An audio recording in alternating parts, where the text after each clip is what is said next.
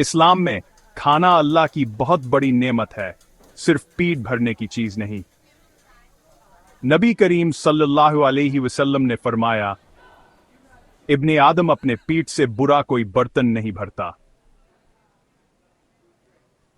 एतदाल से खाएं, पेट का एक हिस्सा खाने के लिए, एक हिस्सा पानी के लिए और एक हिस्सा सांस के लिए खाली रखें। बिस्मिल्लाह पढ़कर शुरू करें। सीधे हाथ से खाएं, बैठकर खाना खाएं।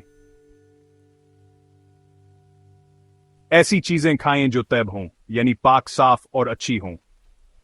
खजूर, जैतून, शहद, जो इन सब चीजों की तारीफ कुरान में की गई है।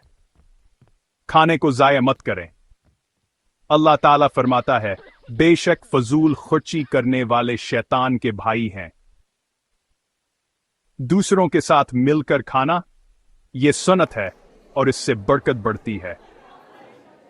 खाने के आखिर में अल्हम्दुलिल्लाह कहीं, शुक्र अदा करने से खाना मुकम्मल होता है।